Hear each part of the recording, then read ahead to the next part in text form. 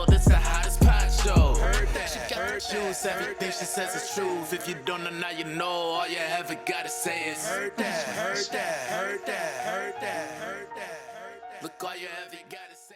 What's up, Heard That Nation? Listening in the United States and around the world, you are listening to the Heard That with Marisa Tigney podcast. If you are watching right now on YouTube, hit that subscribe button, share along with your friends, and tell them to join in on today's podcast show. I'm beyond thrilled. You all should be familiar with this young man's face, okay? Especially if you are on Instagram and if you're on TikTok, you're following him. He has tons of followers. We're going to get into the reason why he has so many followers and what he does. But trust and believe, he has made a lot of people smile during this pandemic. He's a runner. He's a track star, and that is true. For the University of Texas, he's an Olympian. You better look out for his face in Paris in 2024, ladies and gentlemen, because I'm calling it right now. He will be there and he will win a medal. Book it, claim it. Right now, we are saying that right now on this podcast. I am so excited to have with me Charles Brockman III on today's Heard That podcast. How are you, Charles? Thank you. I'm good. It's an honor to be here. I've been excited listening to a few of your podcasts, and then I get to be on one, so it's awesome. Thank you so much. I'm honored to have you on because, like I said, I'm just beyond excited what you're doing. You just get fresh back from the Olympic trials. The Olympics just recently wrapped up in Tokyo. I'm not kidding when I say that people need to look out for you in 2024 in Paris because you are a world of talent. And if people have not been following you, I'm sure by the end or hopefully during this podcast episode, either they're listening or watching, they will be following you at the end of our show today. And I mean, I'm not even going to lie. With when I read people's comments when they are watching your videos, whether it be on TikTok, whether it be on Instagram, or mostly on TikTok. And I tell you what, man, like you have basically are one of the ones that have gotten a lot of people through quarantine. Your videos are just absolutely hilarious. But we're going to get into that in a moment because I just got so much that I want to dive into, especially the Olympics wrapped up in Tokyo, Japan. Did you get a chance to watch any of it? And if so, which performers, which events besides your specialty, which is the 400-meter hurdles, which ones were your favorites? Which athletes, which events did you get to catch? Yeah, the Olympics every 4 years is like one of the highlights of my summer when I get to sit down and watch it and just like see all of the countries compete and, you know, root for USA and see people that I've actually trained with, ran against, or just followed for so long. So I was watching almost every single event, cheering on for the country. And I had a few teammates that were there. So it was just really cool and surreal to know that I was at the Olympic trials. And then, you know, this year, after last year being, you know, postponed and moved to this year, but it was really exciting. A lot of cool races and, you know, records going down. Like you said, you know, my specialty, the 400 hurdles, I was tuned into that, seeing those records go down. You know, that race was incredible. That race was, oh my gosh. Incredible. Yeah, I've raced against Rai Benjamin and a few others that were in there. So, you know, it's awesome to see that. And it's, you know, a goal that I'm aiming for to be right there where they were this year. And then, you know, 2024 in Paris. Yeah, I truly enjoyed. I was really impressed with the 400-meter hurdles and Rai Benjamin, and then I watched the 110 hurdles, the 4x4 relays. I mean, track is my specialty because that's what I used to run. I mean, you run that now, and so I get excited too when I see the summertime events. It just, you know, the first week everybody's talking about the swimming events, and you know, I dab into that. But as soon as they say that the field events are about to start, right. I'm all in. You know, I try to rearrange my work schedule to try to, you know, get in there and watch that and everything else.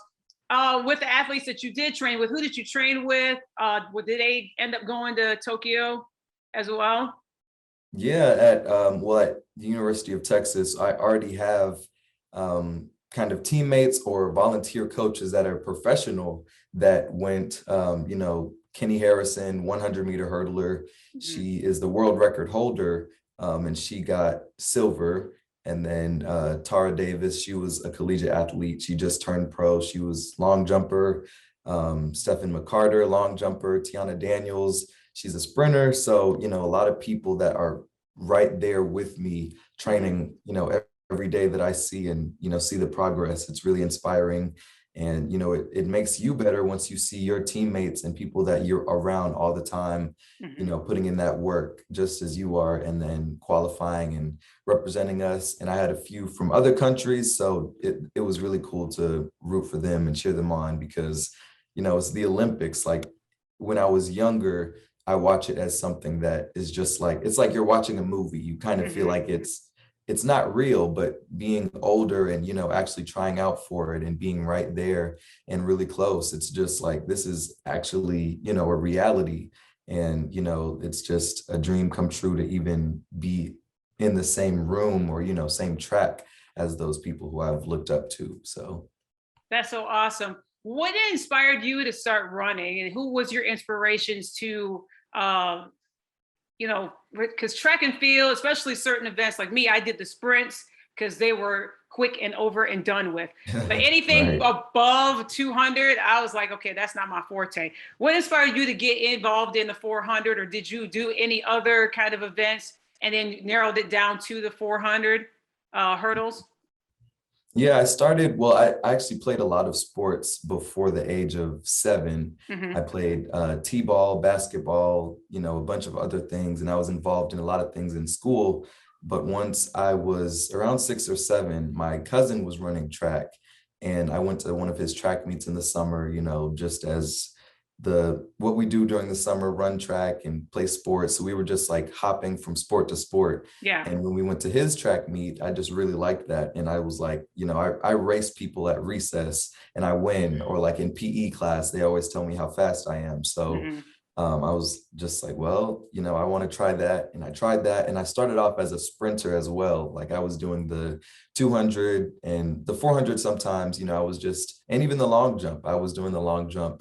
But when I turned 11, after about 4 years of, you know, just running track, one of my teammates was a hurdler. And I had a few people, and the hurdle coach was great. My summer track team, I tried that, and my parents were nervous. They were like, you just should stick to running. Like, I don't want you to get hurt. But, Right. you know, I was kind of tired of just running and, you know, being on a relay, or, you know, people weren't exactly pulling the weight that I wanted them to pull, you know, Hmm. as a 6-year-old saying that on a Hmm. relay. But yeah, I found the hurdles and found my individual races. And my very first year trying the hurdles, I won at state. I won the gold medal when I was 11 or 12. So that's what Nice. stuck with me. So ever since then, I've just been doing hurdles and sprinting occasionally whenever the coaches want me to, or, you know, a relay. But yeah, I found that and I just stuck with it and ran with it, literally.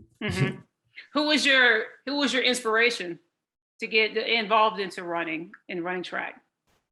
It would probably be my cousin. I didn't have, you know, many um, pro athletes that I had looked up to at the time. Now Hmm. it's a little different because, you know, you study the game and you know who you want to run like, or, you know, but Hmm. at that time, yeah, it was my cousin and my family also saying like, hey, try something new, like your cousin is doing it. But then, you know, he was a distance runner. So I was just kind of inspired by hearing that gun go off and seeing him run, and then seeing other people on that team. Yeah. So my family and everybody else was really supportive. And then once I got a little older, I was, you know, watching people run and, you know, researching Edwin Moses. You know, he's one of the greatest hurdlers. He was undefeated for years. He did the Hmm. 400 hurdles and, you know, had a bunch of records. And we actually have the same birthday. So once I found that out, it was like, oh, that's pretty cool. We There's a did the sign. same event. Yeah. So that was a really cool turning point or sign that I got from that. And, you know, I just have been studying and running and, you know, doing that and really focusing on my craft. But yeah, other than that, I mean, people like Allison Felix and, you know, even Rai Benjamin, you know, I raced Mhm. against him and see how he has improved and, you know, running at the Olympics and, you know, almost getting that, you know, world record at the end. I mean, people in that final race, records were just broken from All like over the place. first Yeah. through, yeah, all over the place. So it's amazing how people can, just go from like me, just running just because, or just seeing a family member do it, to those years of hard work and, Mhm. trying for the Olympics, having a great college season or career. And yeah, that's just really what I like about the sport more than any other sport that I've done. People got to realize too, when you have that opportunity to go to the Olympics, they just don't pick and choose anybody. They say, they just sign anybody up and says, okay, all y'all are going. You have to be really skilled and good at your craft and put a lot of hard work into it. Take me back to when you were there in Oregon and you were at the Olympic trials. And Mhm. it's getting off of that plane, realize you're in Oregon, and just realize, oh my gosh, I have an opportunity of a lifetime to join the United States Olympic team. Take me back to those Right. moments when you landed and you were, doing your walkthrough and your warm ups and everything else, and just being there on the track itself. Yeah, this season had to be one of the best seasons and, just time of my track career, because I actually was there. I made it to nationals. I hadn't made it to nationals in a few years. So I finally made it in an individual, the hurdle event. Obviously last year was canceled because of COVID. So this year I, trained for that off year, and then I made it individually, and nationals was in Oregon as well, just about a week and a half before trials. So what we Hmm. did is we got there early, and then we just stayed there pretty much the whole month of June. And we stayed there in between, right after nationals, and then in between waiting until Olympic trials. So Hmm. nationals, I kind of got the nerves out of my system on that new track in Oregon, and I ran my races. I did great. I had fun. And then after that, we took a few days off and just kind of rested. And then I was kind of getting antsy because, like I said, we did stay there, and I was there for about 6 days without competing. I was still training, but some of my other teammates who were competing earlier in the Olympic trials, Hmm. they were just in and out. So I was still there, still just waiting patiently. But I think that also kind of made me less nervous, or, less pressure, because I was thinking, since I've made it this far, why not try my best? Why not? It's just a fun experience. Whatever happens, I'm here, I'm on TV, I'm, making people proud, making myself proud. So that was really, just a great experience to say that I've done that. Hmm. And, it was really fun. It was a great meet. Professionals were there, everyone who, I was walking down the track practicing, and, to my right, there's Allison Felix and other, fast people and professionals on the other side. And it's just like, I'm here, so I'm one of them pretty much. So it was really cool. And, it was an experience of the lifetime. So I can not wait for the next one. I can't wait either, because you're going, like I said, you're going to Paris, and I'm already Claiming it. proud of you in advance. Thank The you. thing that I like to watch when I watch athletes in track and field as well is their body language. And with yours, I felt that once they introduced everybody that was in your heat, and you made it onto the semifinals. But the one thing that I captured from you right there on that track is that if you did feel any fear, if you did feel any imitation or intimidation, you didn't show it. Like, you felt like that you belonged on that track. Like, this is your I race. did. You moving on. In your mind, you're like, I got to run my race. I got to run it right. I have to move on to the next level. And so, talk to me about that, because you got athletes that are going to be listening to this, and future Mhm. um, Olympians such as yourself, and those that go to nationals and anywhere around the world and around the United States that are good at their craft. Talk to me about putting that mental in check. Mhm. Keeping those nerves down, and knowing in your head you're like, okay, I got all these hurdles to jump over, or I got to make sure I take my time to pace out. If you're doing a long jump, or if you're doing gymnastics, or Right. you're doing swimming, or whatever the case, it's always in the mental. You've got to have that good headspace, so a clarity that you are going to win, or you are going to do your best. Right. Yeah, that is something that I really worked on this year specifically, because it was Olympic year, Olympic trial year. Mhm. And I just kind of, towards maybe in the beginning of the season, I hadn't ran the 400 hurdles since 2019, I believe, because That was the last outdoor season we had, because once it got to 2020, outdoor season was just canceled completely. So I was kind of getting the feel back for my race. In the first few races, it was trial and error, just kind of nerves and trying to see if I still have it in that race. And, towards the end of the season, I just thought to myself, like, I keep, moving on and going further and further than, some people might have even thought I would, or maybe I even thought I would. So, just to be in that situation at that point, I was just really telling myself, you just have to run your race. You just have to have fun with it and enjoy it. Because once you focus on enjoying it and having fun, you'll go even higher. So, just once you have that expectation of, just doing your best, that's kind of calming. Because if I put all the pressure on, I had to run 2 or 3 rounds, some track meets, it's 2 or 3 rounds just for one race. So if I'm thinking about winning Olympic gold at the first Olympic trial prelim race, that's not going to go very well, because I'm focused way too far ahead. You got to focus on one event at a time, whether that's whatever sport you do. So, I was just focusing on having fun. You talked about how I looked on the line. I tried to breathe and just relax, think that, I deserve to be here. I've raced against these people before. It's nothing new. And there was other college students that were there too. There was only a few. I was one of few college students still running at that time, but I was there and I had ran against a few of them. So we were just like, hey, we've been racing all year. We're good, just have to take it race by race. And moving from the prelims to the semifinals, I felt even more confident, because I just, the hard part is out of the way, just running that first race. Then you go to the next one and see if you can make the next one.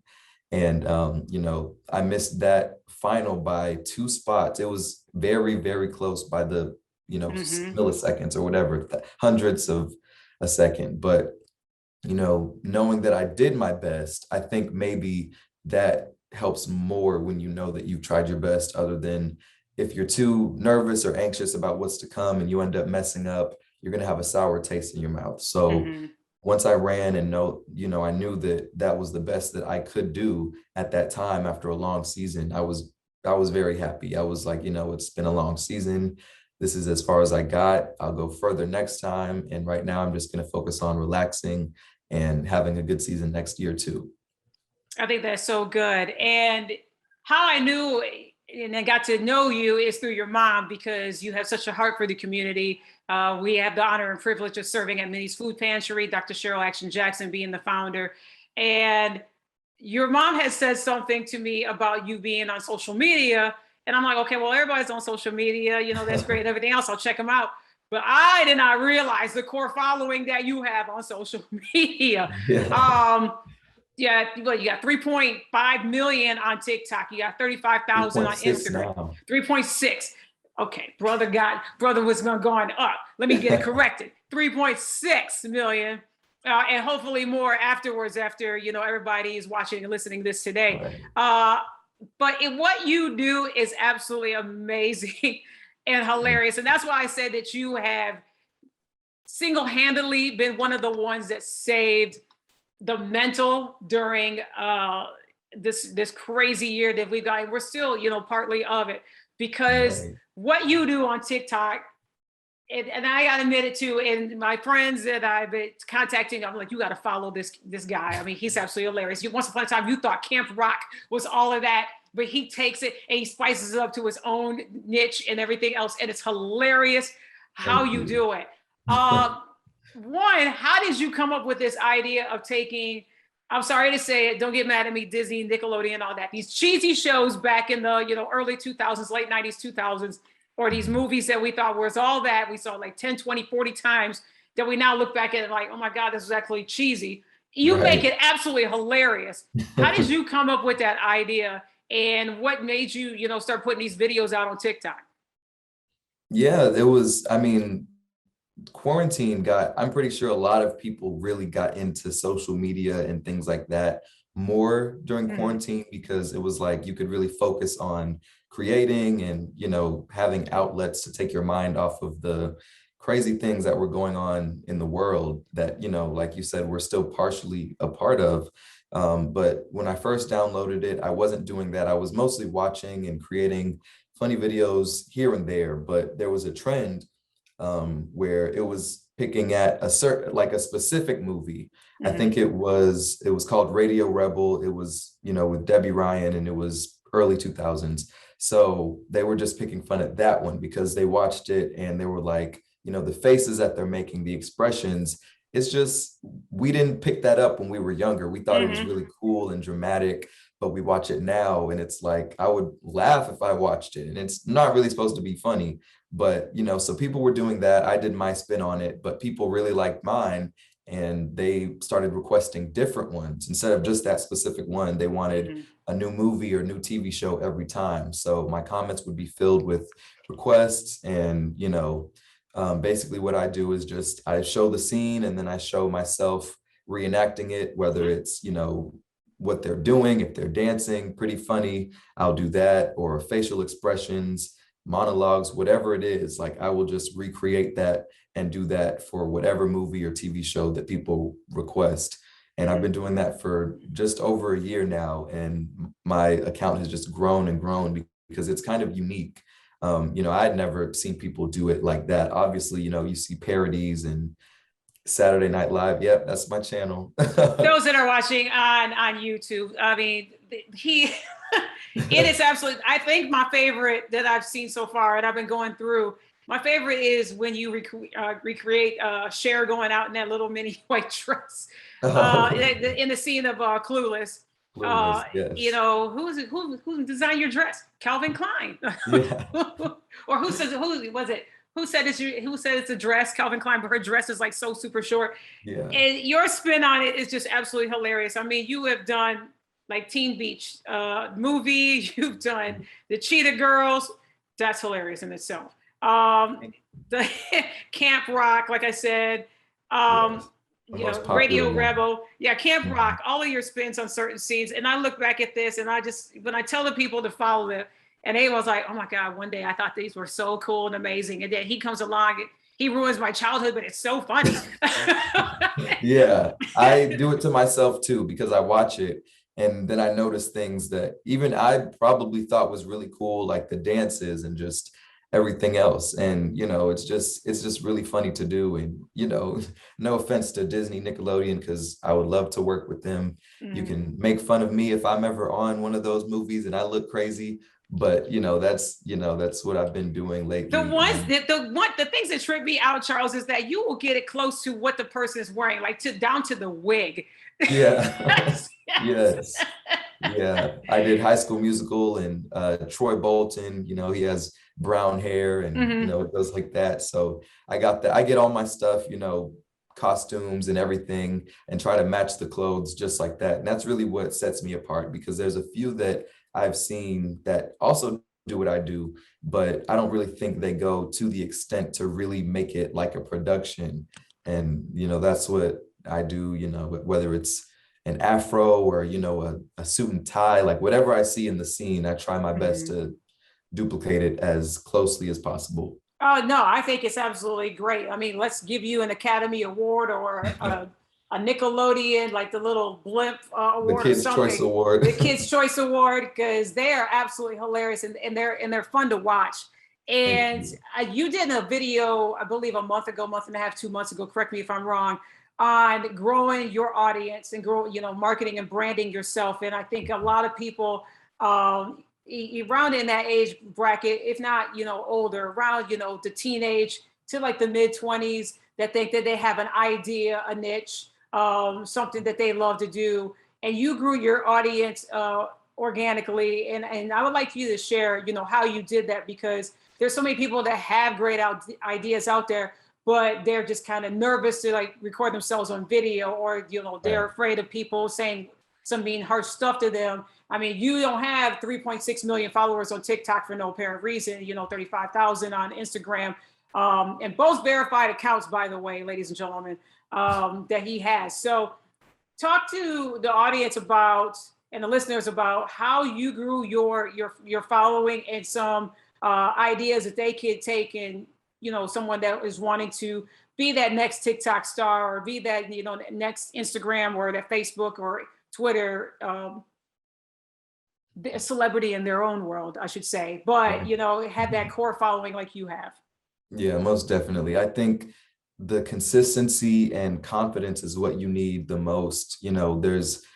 There is always going to be something that people don't like about what you do, whether you're even making videos or not. Like, people are going to say crazy things online because they're not doing what you do. They don't have the confidence. But once you channel that from yourself and put that into your work and just really enjoy what you're doing, that's the very first step. And that can get you to, creating more and feeling good about what you share. And, just like Nike says, you just do it. You just have to do it. You just have to put that to the side and say, well, this is what I really want to do. So whether I'm scared about it, whether I feel like people are going to say, mean things about my content, I don't feel confident, like you just have to get out there and do it and you'll be surprised.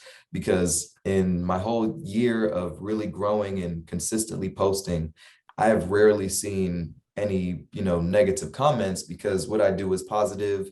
And, I probably just turn a blind eye to it. Like I don't really just get worked up over little things that I might see online because, you're not going to be everyone's favorite account or creator that they go to, and that's fine. There's thousands, millions, however many people that will enjoy your content other than the 4 or 5 people who have something to say negative.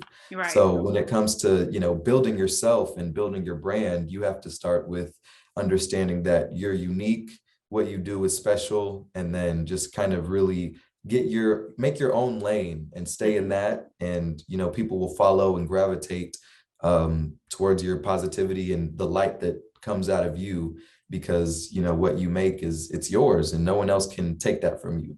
Right, exactly. So now that you're verified in both of those accounts, what have you seen from your own brand? Have you been invited to do some speaking? Have you been invited to certain things now that you have been verified in your accounts? And I might as well just say it too. Soon you'll be verified in Twitter because your platform is just so huge. What have you seen now that your audience is as large as it is? Have you done anything outside of your social media on screen to go and help those that are wanting to take their social status to the next level? Yes, there's plenty of opportunities that I have been blessed with, receiving, whether that's even just interviews, for an article or, I was just invited to an event in Dallas called Clamor Live, and it was just inviting a bunch of young adults who were creators, and half of it was more networking, but the other side of it was being on a main stage or doing meet and greets and giving advice to younger people who either want to be creators or just really want to know more about the behind the scenes of what you do. So I was just on a panel about understanding your audience and how to create content that's great for you, that also caters to your audience's wants and needs, like listening to their comments and taking feedback, requests. So, I'm really grateful for that because I'm not even doing this full time. I was mostly in rooms with people who were just creators, YouTubers, TikTokers who were doing it full time. That's their job. They make money off of it, make a living. And for me, I think being that I just started a year ago, I'm still a college student, running track and doing this, I'm in a very good position for, later on in life when, I'm just creating or doing other things because, I can really focus on the things that I'm doing on social media, and that hopefully that turns into acting and other things that I want to do. But I've just been, it's been a great experience, and, I'm nowhere near done. And, I'm here now talking to you. So that's a great experience. Well, I appreciate it. I mean, the pleasure is mine, and I'm learning from you as well, because myself with this a year ago and celebrating my 1-year anniversary this month in August, I wanted to expand my brand and I wanted to, continue to grow and develop this podcast show. And so these tips that you're giving right now is beneficial, not only to the audience that's listening, but to myself as well, that wants to build on top of their brand and something, or they haven't even started yet and wanting to do so. So this is very good. What I want to ask you too is the content that you put out, and like I said, it has been so amazing because the world is just absolutely crazy. You know that, I know that, and then everything that's been happening. But at the same token, too, we need that escape to Mhm. just, laugh and everything. And I think you do that so brilliantly as well. And I have said since my second episode of this podcast that mental health and mental health wellness will be discussed so openly on the show. And we saw so many of the athletes, and your athlete as well, that has to do whether publicly or privately deal with mental health and deal with their wellness and keeping it well. We saw that with Naomi Osaka going public with it, Right. Michael Phelps going public with it now as a spokesperson, and recently we saw Simone Biles withdraw. She didn't care about the Right. medal count. She didn't care about her accolades and everything else. She focused on her mental health and wellness, and I applaud her for that. Mhm. And I mean, big round of applause for that. That Right. she took the time and then came back and got a bronze on the Yeah. balance beam. So I love that she said that medal meant more than all the other goals that she won because Right. she was able to speak up and speak out about mental health and wellness during the time that we were closed, Charles, and you did not have an opportunity to run. You didn't have an opportunity to practice. We were all basically trapped in our houses and somewhere Right. safe, away from the things that we love to do. You being running, traveling, and that sort of thing. How did you keep your mental health healthy? What Mhm. were some things that you did, or some advice that you would give somebody that's still dealing with it? Because, like I said, we're not out of the woods in this pandemic yet. We're Not not, at all. even though the world has somewhat opened up, Mhm. but we're seeing cases continually rise in certain states and certain areas. So, what did you do to keep your mental health well and keep it healthy? Right. I was actually asked this not too long ago at the event I was just at, and I think I had a different answer than a lot of other people because, you know, their breaks were since, like I said, they're kind of like full-time creators. So they're always creating, their mind is running, always thinking about what the next thing they can post or write about. And I'm the same way. There's times when we have ideas. I'm sure you have ideas all the time, and you're like, I should really do this for, my next podcast or whatever you want to share with the world. So, but for me, social media and creating those videos was actually my escape because I had spent my whole life running and doing other, my sports and school. And once Mhm. the country shut down and I was just in my house, not able to do those things that I was doing for so long, I felt like I was able to breathe, Mhm. as much as you might love your job or love your sport, love school, when you really sit back and realize like, this is all I do, like, this is all that I've been doing for so long. I haven't really taken a breath or a vacation in a long time. That can really take a toll on you. And then when it happens, it's like a breath of fresh air and you can kind of see things clearer. So that's why I started creating. And that was my outlet, just finding things that I really like to do. And, I was blessed with many different talents and passions and hobbies. So when that got, tiring of always creating videos, I made music. Or when that was, too much, I would go on a walk. I walked with my mom a lot, Mhm. just outside getting fresh air, and that was just something that we would do and bond over. And I'm still getting exercise, still being active, playing games on the Wii, like Just Dance, or things like that that keep you happy and active at the same time. So I really enjoyed doing that. So if there's anything that you can do to take your mind off of certain things, that's, I very much suggest that, because you're going to need that down the line. Mhm. Whether you're very busy now, you might be 10 times more busy in the future once you get higher up in what you want to do. So just having those in the back of your mind, what you want to, you know, have as a creative outlet, that'll help, because, mental health is very important, and it's very easy to get burnt out of your daily routine if you keep going for so long. Mhm. That's incredible that you said that because people need to realize that uh number one, if you're not okay, it's okay to admit that you're not.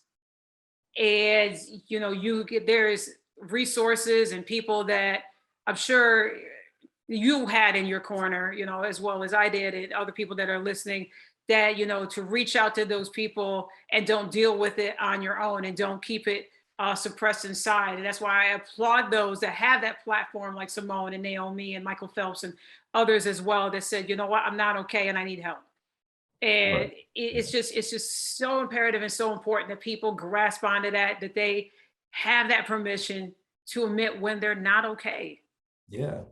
Yeah, that's very important, especially, I mean, even admitting to yourself. I have gone through times when I feel like, I'm just really, really working hard. And, sometimes things aren't going to go the way that you plan it or want. Hmm. And then you just, you're kind of low because you don't really know what to do next or why you're even doing something because some Right. things aren't going right.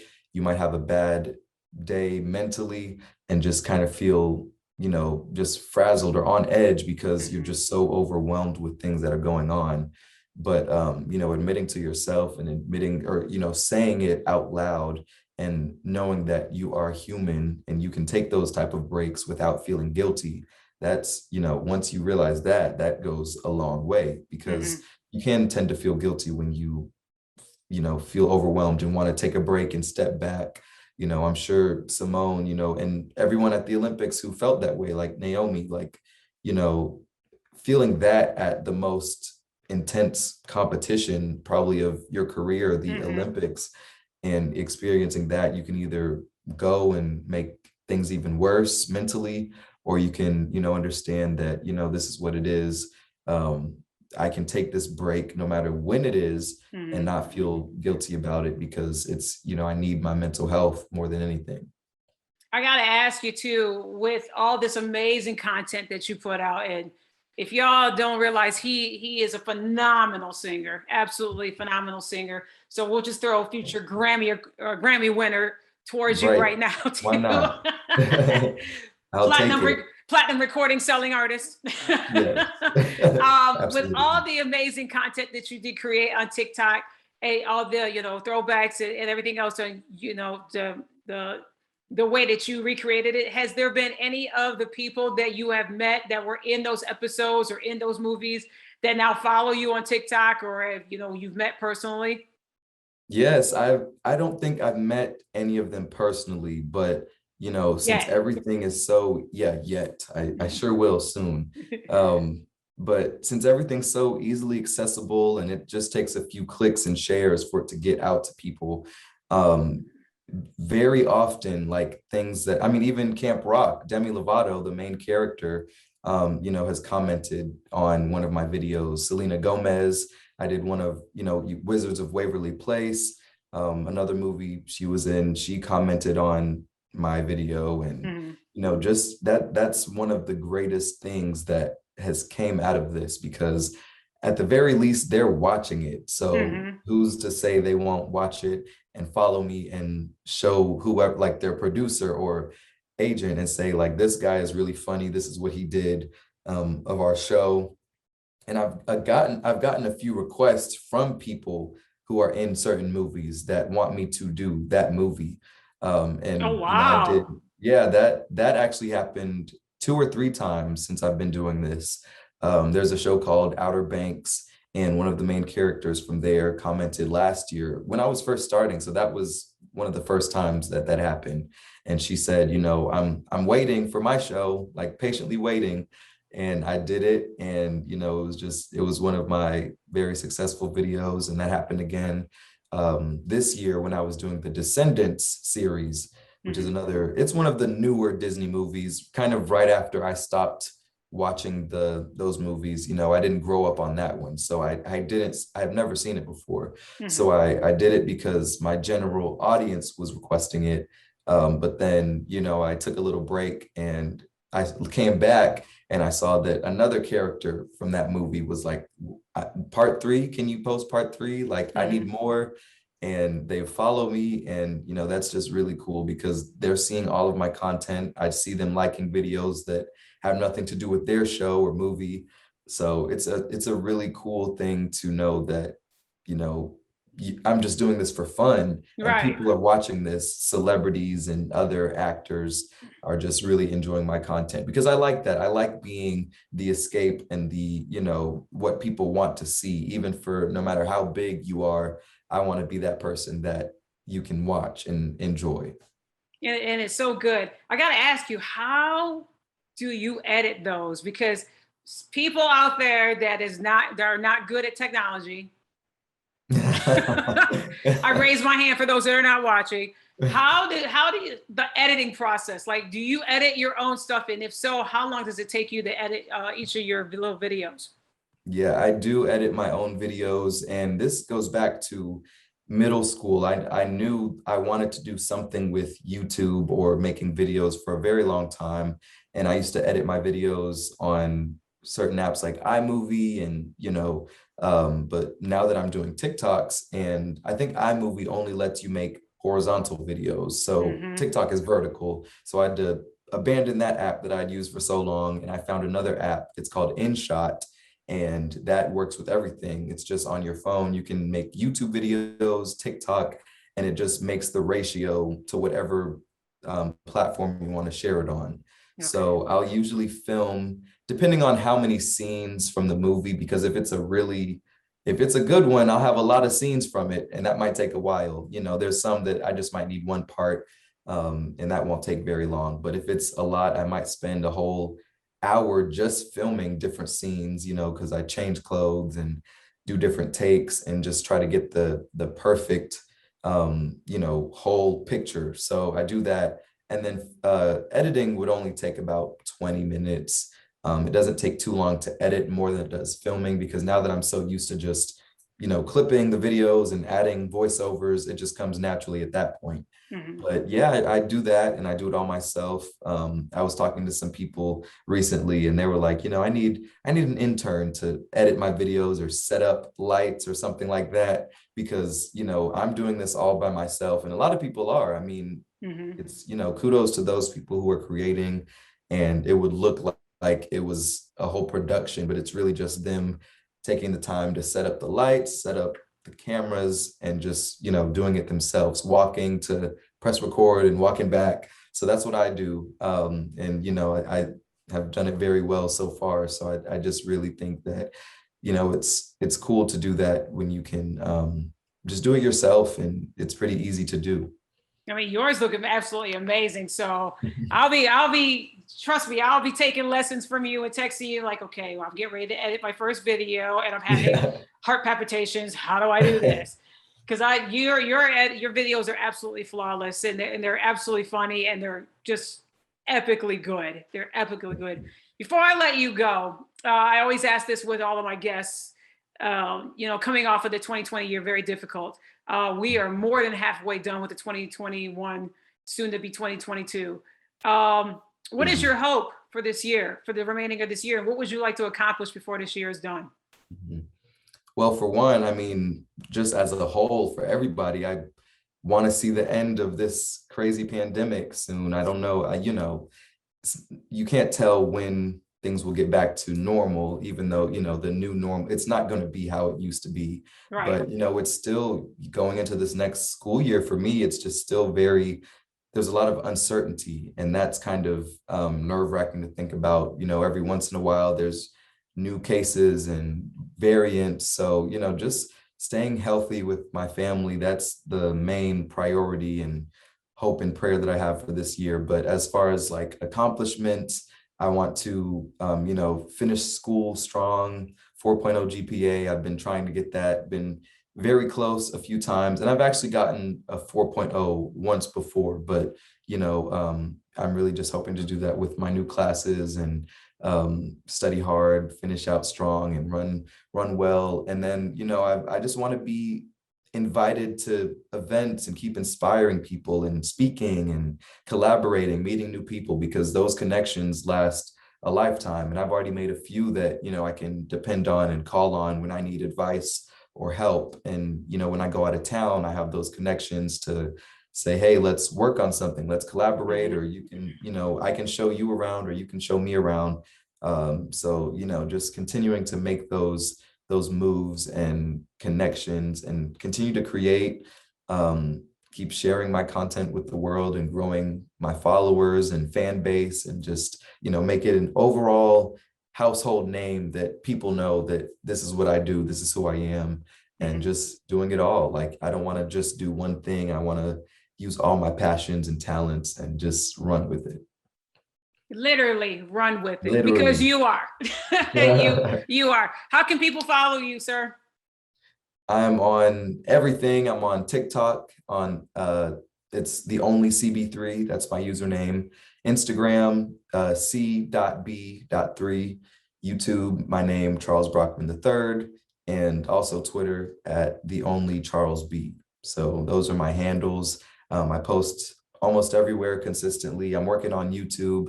I took a little break from YouTube, but once I get back into my apartment, I'm going to have a studio room with my lights and everything, and I'll be more consistent there. But you can count on me posting on TikTok and Instagram almost every day, new funny content. So I hope you guys enjoy it. And I really enjoyed being here today. Thank you. I appreciate you coming on. You dropped a lot of great gems for those that are wanting to broaden their social media platform or start on their social media platforms. You gave some very, very valuable information, and I learned from it as well. While you was talking, I kept looking over here. That's because I was writing some of the stuff that you were saying. So I'm definitely going to be looking back onto this video as well as this episode that drops on the podcast. So Charles, thank you so much for your time. I truly appreciate you coming on the show today. Thank you so much for having me. Can't wait to see you. All right. Can't wait to see you too. Nice. As I always end the show, Heard That Nation, take care, stay safe. We out.